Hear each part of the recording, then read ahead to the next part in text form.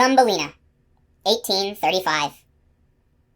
There once was a woman who wanted so very much to have a tiny little child, but she did not know where to find one. So she went to an old witch, and she said, "I have set my heart upon having a tiny child. Please, could you tell me where I can find one?" "Why, that's easily done," said the witch. "Here's a grain of barley for you. But it isn't at all the sort of barley that farmers grow in their fields, or that chickens get to eat. Put it in a flower pot, and you'll see what you shall see." "Oh, thank you," the woman said. She gave the witch 12 pennies, and planted the barley seed as soon as she got home. It quickly grew into a fine, large flower, which looked very much like a tulip, but the petals were folded tight, as though it were still a bud. "This is such a pretty flower," said the woman. She kissed its lovely red and yellow petals, and just as she kissed it, the flower gave a loud pop and flew open. It was a tulip, right enough, but on the green cushion in the middle of it sat a tiny girl.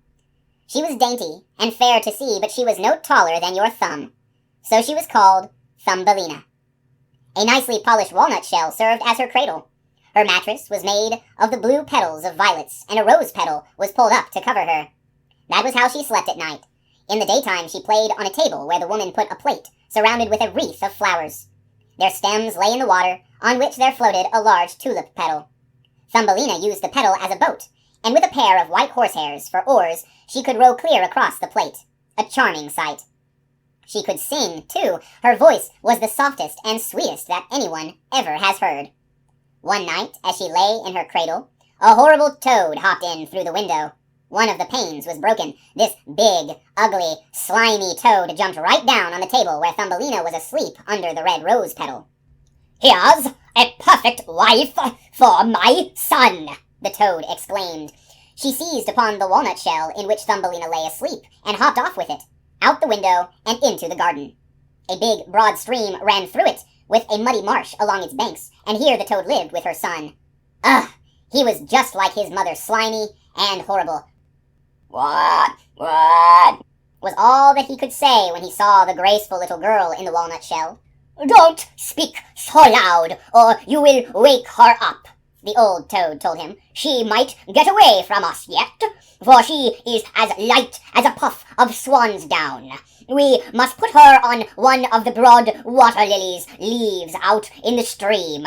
She is so small and light that it will be just like an island to her, and she can't run away from us while we are making our best room under the mud ready for you two to live in." Many water lilies with broad green leaves grew in the stream, and it looked as if they were floating on the surface. The leaf which lay furthest from the bank was the largest of them all, and it was to this leaf that the old toad swam with the walnut shell which held Thumbelina. The poor little thing woke up early next morning, and when she saw where she was, she began to cry bitterly. There was water all around the big green leaf, and there was no way at all for her to reach the shore. The old toad sat in the mud, decorating a room with green rushes and yellow water lilies to have it looking its best for her new daughter-in-law. Then she and her ugly son swam out to the leaf on which Thumbelina was standing. They came for her pretty little bed, which they wanted to carry to the bridal chamber before they took her there. The old toad curtsied deep in the water before her and said, "Meet my son. He is to be your husband, and you will share a delightful home in the mud." "Quack, quack, quack," was all that her son could say. Then they took the pretty little bed and swam away with it. Left all alone on the green leaf, Thumbelina sat down and cried. She did not want to live in the slimy toad's house, and she didn't want to have the toad's horrible son for her husband. The little fishes who swam in the water beneath her had seen the toad and heard what she had said, so up popped their heads to have a look at the little girl. No sooner had they seen her than they felt very sorry that anyone so pretty should have to go down to live with that hideous toad. No, that should never be. They gathered around the green stem which held the leaf where she was, and gnawed it in two with their teeth. Away went the leaf down the stream, and away went Thumbelina, far away where the toad could not catch her. Thumbelina sailed past many a place, and when the little birds in the bushes saw her, they sang, "What a darling little girl!" The leaf drifted further and further away with her, And so it was that Thumbelina became a traveler. A lovely white butterfly kept fluttering around her, and at last alighted on the leaf because he admired Thumbelina. She was a happy little girl again, now that the toad could not catch her. It was all very lovely as she floated along, and where the sun struck the water, it looked like shining gold. Thumbelina undid her sash, tied one end of it to the butterfly, and made the other end fast to the leaf. It went much faster now, and Thumbelina went much faster too, for of course she was standing on it. Just then, a big Maybug flew by and caught sight of her. Immediately he fastened his claws around her slender waist and flew with her up into a tree. Away went the green leaf down the stream, and away went the butterfly with it, for he was tied to the leaf and could not get loose. My goodness, how frightened little Thumbelina was when the Maybug carried her up in the tree. But she was even more sorry for the nice white butterfly she had fastened to the leaf, because if he couldn't free himself, he would have to starve to death. But the Maybug wasn't one to care about that. He sat her down on the largest green leaf of the tree, fed her honey from the flowers, and told her how pretty she was, considering that she didn't look the least like a Maybug. After a while, all the other Maybugs who lived in the tree came to pay them a call. As they stared at Thumbelina, the lady Maybugs threw up their feelers and said, "Why, she has only 2 legs! What a miserable sight!" "She hasn't any feelers," one cried. "She is pinched in at the waist. How shameful! She looks like a human being. Oh, how ugly she is!" said all the female Maybugs. Yet Thumbelina was as pretty as ever. Even the Maybug who had flown away with her knew that, but as every last one of them kept calling her ugly, he, at length, came to agree with them, and would have nothing to do with her. She could go wherever she chose. They flew down out of the tree with her, and left her on a daisy, where she sat and cried because she was so ugly that the Maybugs wouldn't have anything to do with her. Nevertheless, she was the loveliest little girl you can imagine, and as frail and fine as the petal of a rose. All summer long, poor Thumbelina lived all alone in the woods. She wove herself a hammock of grass and hung it under a big burdock leaf to keep off the rain. She took honey from the flowers for food, and drank the dew which she found on the leaves every morning. In this way, the summer and fall went by. Then came the winter, the long, cold winter. All the birds who had sung so sweetly for her flew away. The trees and the flowers withered. The big burdock leaf under which she had lived shriveled up until nothing was left of it but a dry yellow stalk. She was terribly cold, for her clothes had worn threadbare, and she herself was so slender and frail. Poor Thumbelina! She would freeze to death. Snow began to fall, and every time a snowflake struck her, it was as if she had been hit by a whole shovelful, for we are quite tall while she measured only an inch. She wrapped a withered leaf about her, but there was no warmth in it. She shivered with cold. Near the edge of the woods, where she now had arrived, was a large grain field, but the grain had been harvested long ago. Only the dry, bare stubble stuck out of the frozen ground. It was just as if she were lost in a vast forest, and oh, how she shivered with cold! Then she came to the door of a field mouse, who had a little hole amidst the stubble. There this mouse lived, warm and cozy, with a whole storeroom of grain, and a magnificent kitchen and pantry. Poor Thumbelina stood at the door just like a beggar child, and pled for a little bit of barley, because she hadn't had anything to eat for 2 days past. "Why, you poor little thing," said the field mouse, who turned out to be a kind-hearted old creature. "You must come into my warm room and share my dinner." She took such a fancy to Thumbelina that she said, "If you care to, you may stay with me all winter, but you must keep my room tidy and tell me stories, for I am very fond of them." Thumbelina did as the kind old field mouse asked, and she had a very good time of it. "Soon we shall have a visitor," the field mouse said. "Once every week my neighbor comes to see me, and he is even better off than I am. His rooms are large, and he wears such a beautiful black velvet coat. If you could only get him for a husband, you would be well taken care of. But he can't see anything. You must tell him the very best stories you know." Thumbelina did not like this suggestion. She would not even consider the neighbor, because he was a mole. He paid them a visit in his black velvet coat. The field mouse talked about how wealthy and wise he was, and how his home was more than 20 times larger than hers.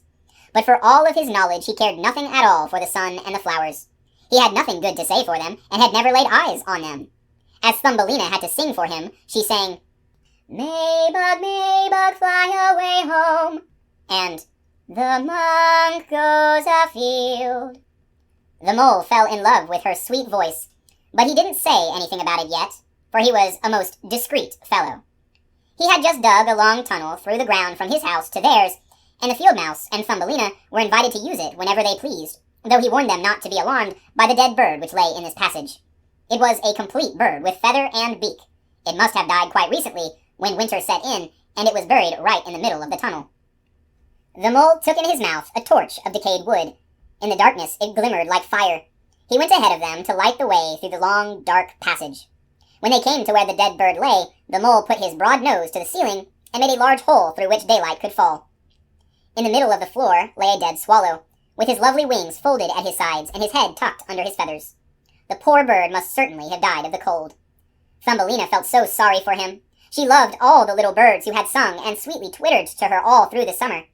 But the mole gave the body a kick with his short stumps and said, "Now he won't be chirping any more. What a wretched thing it is to be born a little bird. Thank goodness none of my children can be a bird, who has nothing but his chirp, chirp, and must starve to death when winter comes along." "Yes, you are so right, you sensible man," the field mouse agreed. "What good is all his chirping to a bird in the winter-time when he starves and freezes?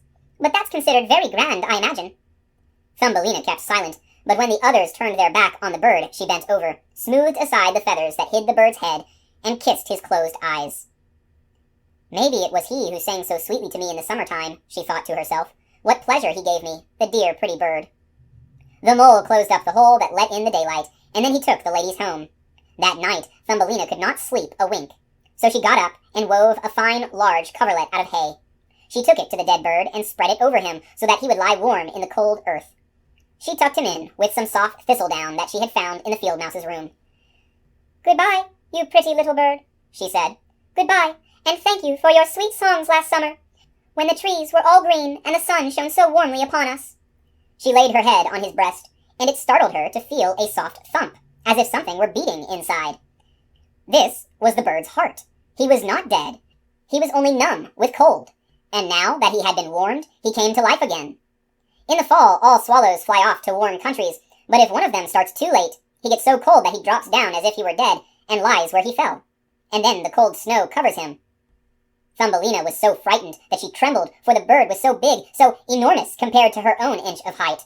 But she mustered her courage, tucked the cotton wool down closer around the poor bird, brought the mint leaf that covered her own bed, and spread it over the bird's head. The following night she tiptoed out to him again. He was alive now, but so weak that he could barely open his eyes for a moment to look at Thumbelina, who stood beside him with a piece of touchwood that was her only lantern. "Thank you, pretty little child," the sick swallow said. "I have been wonderfully warmed. Soon I shall get strong once more, and be able to fly again in the warm sunshine." "Oh," she said, "it's cold outside. It's snowing and freezing. You just stay in your warm bed, and I'll nurse you." Then she brought him some water in the petal of a flower. The swallow drank, and told her how he had hurt one of his wings in a thorn bush, and for that reason couldn't fly as fast as the other swallows when they flew far, far away to the warm countries. Finally, he had dropped to the ground. That was all he remembered. He had no idea how he came to be where she found him. The swallow stayed there all through the winter, and Thumbelina was kind to him and tended him with loving care. She didn't say anything about this to the field mouse or to the mole, because they did not like the poor unfortunate swallow. As soon as spring came, and the sun warmed the earth, the swallow told Thumbelina it was time to say goodbye. She reopened the hole that the mole had made in the ceiling, and the sun shone in splendor upon them. The swallow asked Thumbelina to go with him. She could sit on his back, as they flew away through the green woods. But Thumbelina knew that it would make the old field mouse feel badly if she left like that. So she said, "No, I cannot go." Fare you well, my good and pretty girl," said the swallow, as he flew into the sunshine. Tears came into Thumbelina's eyes as she watched him go, for she was so fond of the poor swallow. "Chirp, chirp," sang the bird, as he flew into the green woods. Thumbelina felt very downcast. She was not permitted to go out in the warm sunshine. Moreover, the grain that was sown in the field above the field mouse house grew so tall that, to a poor little girl who was only an inch high, it was like a dense forest. "You must work on your trousseau this summer," the field mouse said, for their neighbor, that loathsome mole in his black velvet coat, had proposed to her. "You must have both woolens and linens, both bedding and wardrobe, when you become the mole's wife." Thumbelina had to turn to the spindle, and the field mouse hired 4 spiders to spin and weave for her day and night. The mole came to call every evening, and his favorite remark was that the sun, which now baked the earth as hard as rock, would not be nearly so hot when summer was over. Yes, as soon as summer was past, he would be marrying Thumbelina.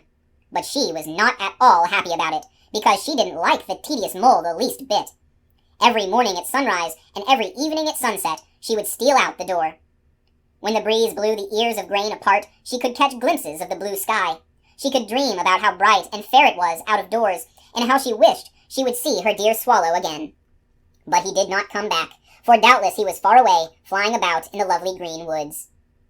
When fall arrived, Thumbelina's whole trousseau was ready. "Your wedding day is 4 weeks off," the field mouse told her, but Thumbelina cried and declared that she would not have the tedious mole for a husband. "Fiddlesticks," said the field mouse. "Don't you be obstinate, or I'll bite you with my white teeth. Why, you're getting a superb husband. The queen herself hasn't a black velvet coat as fine as his. Both his kitchen and his cellar are well supplied. You ought to thank goodness that you are getting him." Then came the wedding day. The mole had come to take Thumbelina home with him, where she would have to live deep underground and never go out in the warm sunshine again, because he disliked it so. The poor little girl felt very sad that she had to say goodbye to the glorious sun, which the field mouse had at least let her look out at through the doorway.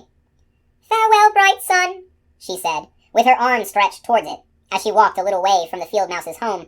The grain had been harvested, and only the dry stubble was left in the field. "Farewell, farewell," she cried again, and flung her little arms around a small red flower that was still in bloom. "If you see my dear swallow, please give him my love." Chirp, chirp, chirp, chirp. She suddenly heard a twittering over her head. She looked up, and there was the swallow, just passing by.